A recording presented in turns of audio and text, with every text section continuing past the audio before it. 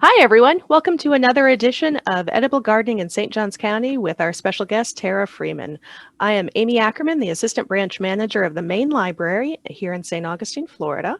And we are really excited to have Terra join us and talk to us about different plants that are well suited for our area and to plant specifically now during November. So, Terra, can you tell us a little bit about yourself? Sure. Hi, Amy. Thank you for inviting me to be here. This is a lot of fun. I'm excited to talk about vegetables and fruit crops and growing edibles in St. Johns County. So I'm the Urban and Commercial Horticulture Extension Agent for IFAS Extension St. Johns County and the Master Gardener Program Coordinator. And basically what that means is that my role is to be a resource for people in our community in regards to horticulture. Anything from growing vegetables to taking care of your lawn, Florida-friendly landscaping. So we provide programs and education for our county, county newsletters. We provide diagnostics. So how would people get a hold of you if they have any further questions? Okay, so I'm really easy to reach via email. So that's terraf@ufl.edu. And what type of questions do you get from the general public? Like, what sort of things are they asking right about now? So we get all sorts of questions. So fall is a wonderful time for growing vegetable gardens. So we get a lot of those questions. How to prune trees, how to take care of your lawn, fertilizing, best practices for that. And we get a lot of, what is wrong with my plant? Okay. Especially with the pandemic going on, the easiest way for us to help someone is for them to email pictures. That's the best way to start, like really good pictures along with the description. And we've been really successful at helping people that way, but we can also be reached on the phone as well. Wonderful. So it sounds like any type of gardening question that people might have, that you're a good resource for them to reach out to. Absolutely. That's what we're here for. Wonderful. Okay. So today we are going to be talking about, I believe, some fruit trees, I think you mentioned. So last month in October, we focused on cool season crops that you can grow in the fall. So I thought today it would be fun to focus on fruit trees. And a lot of the fruits are ready for harvest this time of year, but also late fall and winter is still a really great time to plant trees. So if you're thinking about it, or if you're ready to harvest, hopefully we can provide some information to help you out today. So what type of trees are good for this time of year or well suited for our area? That's a really good question. So when you are selecting any plant, but especially fruit trees in Florida and especially in North Florida, it's important to have a basic understanding of what you're looking for. And that would be select varieties that are well suited for our area, that have been proven to do well in our area. So for example, apples. Apples are not a common crop that we grow here in North Florida. That's something typically done further north, but there are 3 varieties of apples that you can grow in North Florida. So, having that information will help you to make a wise choice. And it's that way with all crops, just understanding which varieties to select and putting them in the right conditions. Weather is probably the single most important factor in selecting fruit trees for our area, because often the winter here could be either too cold or too short for certain fruits. And then on the other hand, our summers could be too hot and humid for a lot of them to survive. So it's picking those particular species and varieties that have a proven track record in our area that's going to give you the most success. That's really exciting about apples, because I honestly didn't know that you could grow apples in Florida. You said that there were 3 types or 3 specific types? There are. So, and the nice thing is that they all kind of have their own different look and flavor. So you have an option. The first one is called Anna. And this one is the most widely planted one in Florida, and it most resembles the Red Delicious that we're all familiar with. Mhm. And then we have one called a Dorset Golden, which resembles the Golden Delicious. And there's another one called Tropic Sweet that is sweeter than Anna, but it's a little less red and less acidic. So I think it's important to explain to people why they would need to select these particular varieties. It's nice to know, why you're doing what you do. So the reason for these apples has to do with chill hours. So Florida's too hot to grow most varieties of apples because they have a chilling requirement. And this is the amount of cold temperatures during the winter that are required for normal vegetative and reproductive growth in the springtime. So in order for them to grow and produce properly, they need a certain amount of cold hours in the winter. So, and these need to be a cumulative number of hours equal to or less than 45 degrees. And each hour is called a chill unit. So the Anna, Dorset Golden, and Tropic Sweet, those all have chilling requirements between 250 and 300 hours. So on an average year, that should be the proper amount of hours or the amount of hours that we will get for them to produce fruit the next spring. So from what I understand, some trees need to have like a pair to pollinate each other. Is that something that needs to be done with apples? Absolutely. I'm glad you asked that question. So most apple cultivars are not what we call self-fruitful. So you do need to plant more than one cultivar in order for successful pollination to occur. So the 3 varieties that we just talked about for North Florida, those all serve as pollinators for each other. So you can choose 2 of those to plant and they will pollinate for each other. So can you mix and match, or do they have to be the exact same one? No, mix and match. You need to have a different variety planted. Oh, okay. Got it. Yeah, so it's a good excuse to get 2 apple trees. Yeah. And a lot of fruits are this way. Although, Okay. Now, I heard recently about a friend of mine who was growing an olive tree. That sounded pretty fascinating. Can you tell us some more about that? oh, I would love to talk about olive trees. So olives are a relatively new crop in our area, but they are a beautiful landscape tree that produces fruit. So you kind of get 2 for 1. They have this very pretty silvery gray-green foliage. Mhm. So I kind of look at it as you can plant this in your landscape as an attractive specimen or a grouping of them. And then you may also get fruit off of it. So, and when you do, that's very exciting. So olives, they don't produce a bumper crop every year in our area. It's more of an every other year. They'll produce a heavier crop. But all around, there are many compelling reasons to grow olives in our area.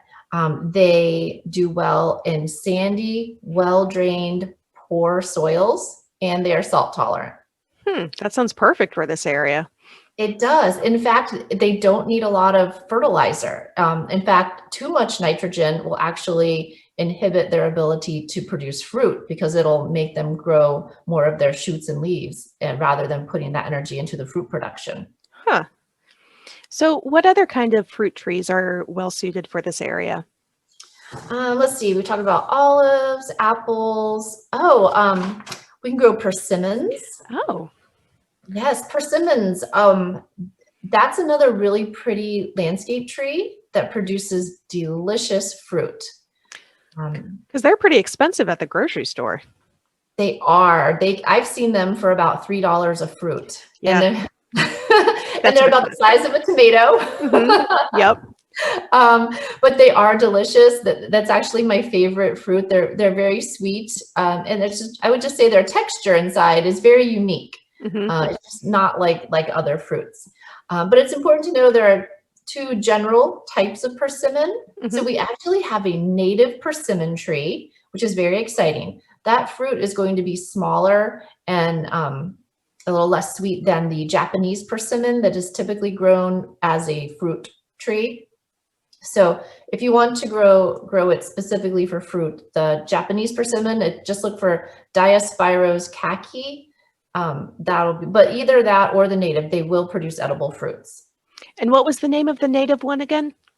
It's Diospyros virginiana. Okay. Okay. And Yeah. those are just a little more astringent and smaller. So are there any other fruit trees that you would recommend or maybe even not recommend? Well, that's a good question. Let's see. Oh, pomegranates. Pomegranates are another wonderful alternative crop for our area.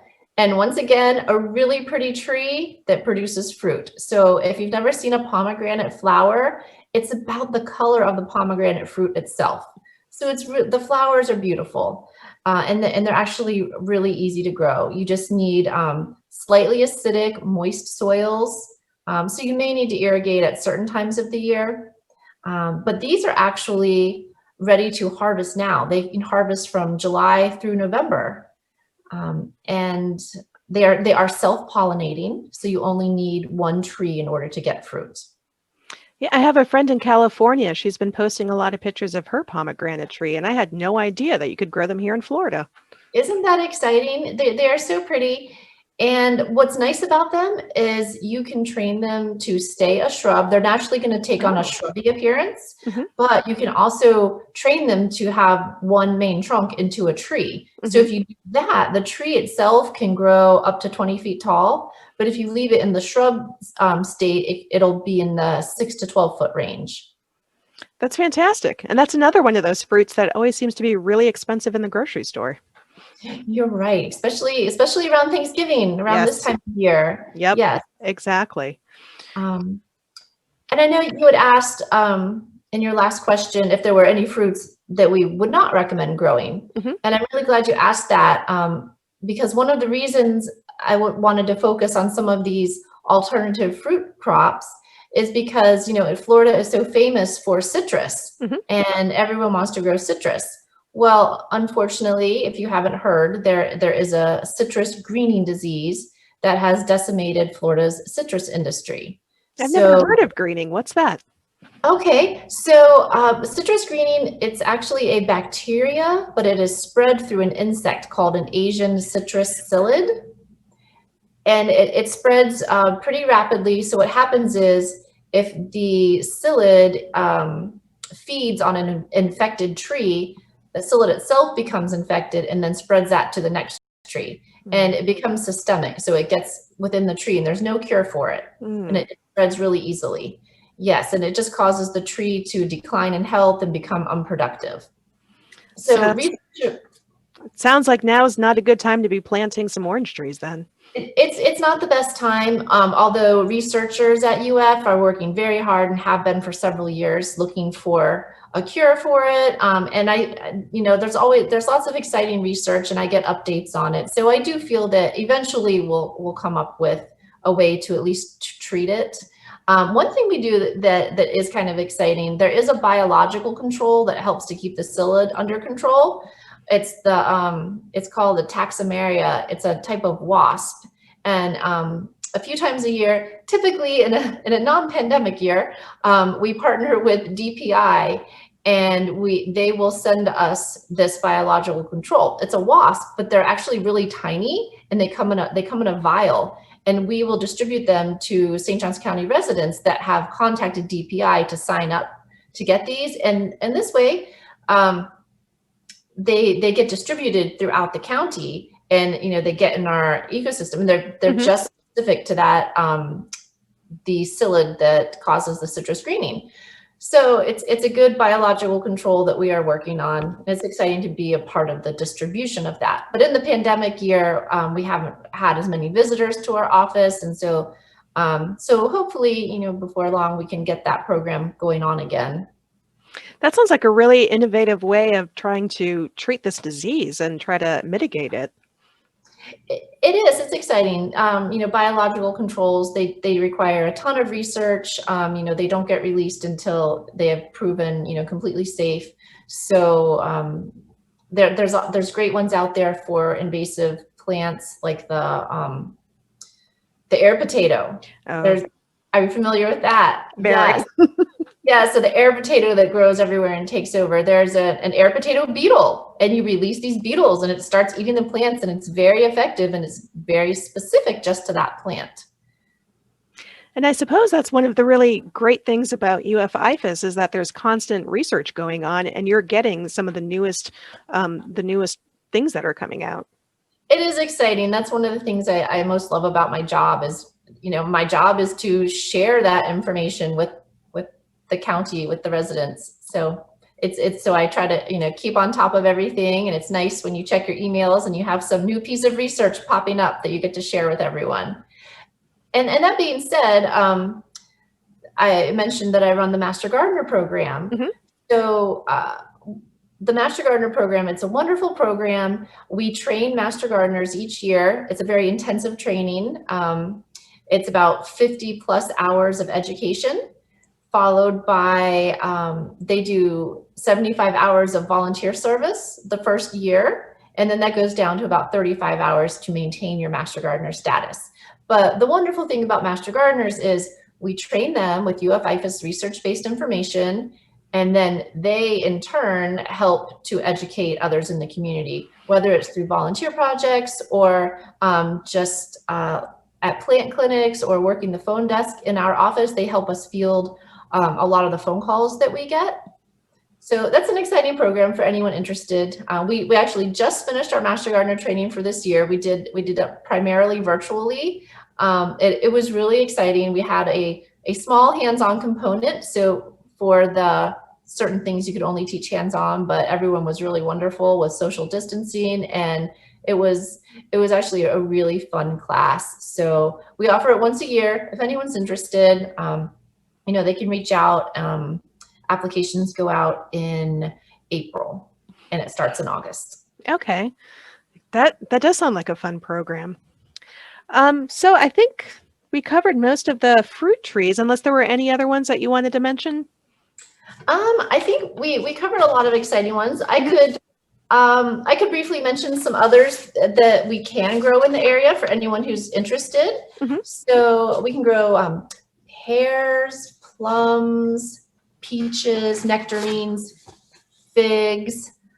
Trying to think of what else. Loquats. Loquats are another really cool fruit. Those are fantastic. And those, I don't think you ever find them in the grocery store just because they have a short life, shelf life. Shelf life? Mm-hmm. Yep. We have a tree at the extension gardens, and I love it when that's in fruit. It's a great tree to visit. But maybe some other time we could talk about fruiting shrubs like blackberries and vines, even muscadine grapes and blueberries. Yeah, that one sounds good because not everybody has room for an entire tree, but a shrub, maybe that's something that's more easily planted. Mm-hmm. And those three shrubs shrubs and vines that I mentioned are highly sustainable and really easy to grow in our area. I think we'll have to do that one for a program coming up. Sounds good. Okay. Well, otherwise, thank you very much for joining us today, Tara. This is, as always, really great information and opened my eyes to a whole bunch of different fruits that I didn't even realize that we could grow here. Oh, well, you were quite welcome. It was my pleasure. And if anyone has any questions, feel free to reach out through email or phone call. We can put the phone number up there as well. Mm-hmm. Yep. If you look below, it'll be posted right now. Yep. And I did want to mention before we go, because I forgot to do this during our last one, but the library does have some books. So one that I have here is The Complete Guide to Florida Gardening by Stan, I'm going to not pronounce this right, Stan DeFreitas. We have got several copies of this book in the library system, so you can look it up, check it out. There's another good one here by Tom McCubbin called Month by Month, gardening in Florida. So it kind of goes along with our theme of what goes or what gets planted or harvested every month and which ones do better in particular areas. And for people like me who really don't know too much about gardening, we have some starter vegetable gardening books, a whole bunch of different types that you can just come to the library and check them out. So again, thank you, Tara. This has been fantastic, and we'll see you next month for what I understand might be how to protect plants if there's ever any coming freezes or cold snaps. Sounds good. Thank you so much, Amy. Okay, bye. Bye.